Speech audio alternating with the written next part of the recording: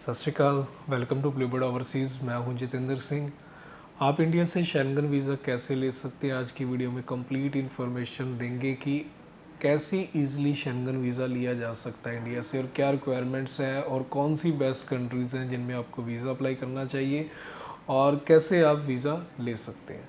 तो सबसे पहले एक बात याद रखें कि जब भी आपने शेंगन वीज़ा अप्लाई करना है तो आपको सबसे पहले कंट्री चूज़ करनी है कि आप कहाँ घूमने जाना चाहते हैं, आप अपना मोस्ट ऑफ टाइम कहाँ पे स्पेंड करना चाहते हैं। यदि आप ऐसी कंट्री में अप्लाई करते हैं जहाँ पे आप टाइम कम स्पेंड करना चाहते हैं और आप अदर कंट्री में टाइम स्पेंड ज़्यादा करना चाहते हैं, तो आपके वीज़ा के जो चांस है वो कम हो जाएंगे। क्योंकि वीज़ा अफसर इस चीज़ को ज़रूर नोट करता है कि आपने कौन सी कंट्री में अप्लाई किया और कौन सी कंट्री में आप ट्रैवल करने जा रहे हैं। आपकी जो ट्रैवल आइटनरी है वो बहुत मैटर करती है कि आपने क्यों चूज़ किया इस कंट्री को वीज़ा के लिए। मैं एग्जांपल दूं तो मान लो कि आपने ट्रैवल आइटनरी बनाई और उसमें आपने ये दिखाया कि आप 9 डेज़ के लिए शेंगन कंट्रीज़ में घूमने जा रहे हैं, और उसमें से आप 6 दिन आप स्विट्ज़रलैंड में घूमेंगे और 3 दिन आप फ्रांस में घूमेंगे, और वीज़ा आपने अप्लाई कर दिया फ्रांस में, तो आपका वीज़ा नहीं आने वाला। क्योंकि एज़ पर शेंगन रूल ये कहता है कि जिस कंट्री में आपने ज़्यादा टाइम स्पेंड करना है आप उस कंट्री में वीज़ा अप्लाई करें। आप दूसरी कंट्री में वीज़ा अप्लाई करेंगे तो आपका वीज़ा रिफ्यूज़ हो जाएगा।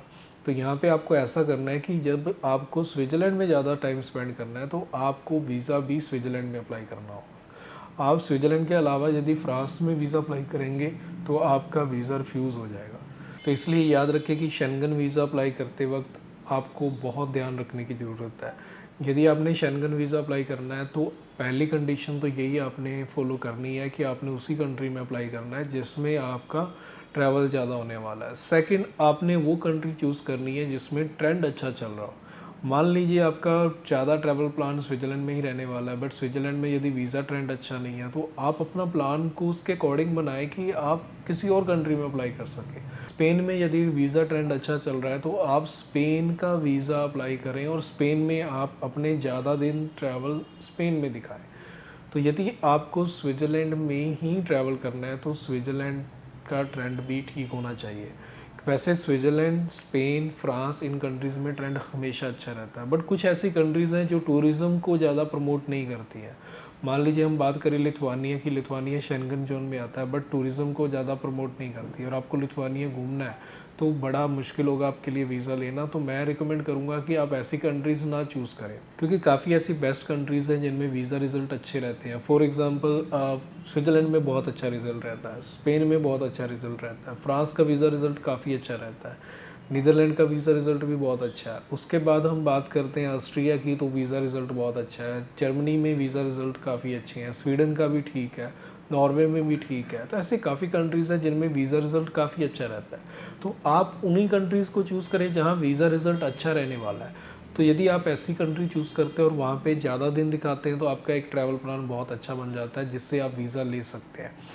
अब नेक्स्ट जो आपको फॉलो करना है वो है कि आपके पास प्रॉपर डॉक्यूमेंट होने चाहिए कि आपके पास एनफ फंडिंग है और आप अपना जो ट्रैवल है उसको अफोर्ड कर सकते हैं। यदि आप अपने ट्रैवल को अफोर्ड कर सकते हैं और वीज़ा अफसर को कन्विंस कर सकते हैं कि आपके पास अच्छी फंडिंग है, जो भी एक्सपेंस होने वाले हैं शेंगन वीज़ा पे और शेंगन ट्रैवल पे, तो वो बड़े इजीली आप बेयर कर सकते हैं। तो वीज़ा अफसर को वीज़ा देने में कोई प्रॉब्लम नहीं होती, वो वीज़ा बड़ी इजीली दे सकते हैं। तो आपको सेकंड अपनी एलिजिबिलिटी फंड्स ये चेक करने हैं। देन आपके पास एक रीज़न होने चाहिए कि आप कंट्री में वापस आओगे। कंट्री में वापस आने के जो रीज़न्स होते हैं उसमें सबसे बड़ा रीज़न होता है आपके फाइनेंशियल, आपकी जॉब और आपकी फैमिली। ये तीनों आपके पास स्ट्रॉन्ग है, यानी पीछे इंडिया में आपके पास फैमिली है जिसके पास आपके वापस आने का रीज़न है, आपके पास फाइनेंशियल अच्छे हैं, आपके पास फंड्स पड़े हैं और एक अच्छी मंथली इनकम आपके पास आ रही है, तो आपके पास एक अच्छा रीज़न हो जाता है वापस आने का। तो उस केस में आपका वीज़ा बड़ी इजीली आ जाता है। तो शेंगन वीज़ा उस केस में आपको बड़ी इजीली मिल जाएगा। तो आपने कंट्री चूज़ कर ली, आपने एलिजिबिलिटी चेक कर ली। अब नेक्स्ट स्टेप है आपको अपॉइंटमेंट लेनी है जिस भी कंट्री में आपको वीज़ा अप्लाई करना है। तो जिस कंट्री में आपको वीज़ा अप्लाई करना है उसकी अपॉइंटमेंट लेने के लिए आपको वीएफएस की साइट पे जाना होगा, क्योंकि कुछ ऐसी कंट्रीज़ हैं जिनकी एप्लीकेशन वीएफएस के थ्रू होती है और कुछ ऐसी कंट्रीज़ हैं जिनकी एप्लीकेशन वीएफएस के थ्रू नहीं होती है। फॉर एग्जांपल स्पेन की एप्लीकेशन बीएलएस के थ्रू होती है और ग्रीस की एप्लीकेशन जो है वो ग्रीस वीज़ा एप्लीकेशन सेंटर के थ्रू होती है। तो आपको उसके अकॉर्डिंगली ही अपनी अपॉइंटमेंट बुक करनी है।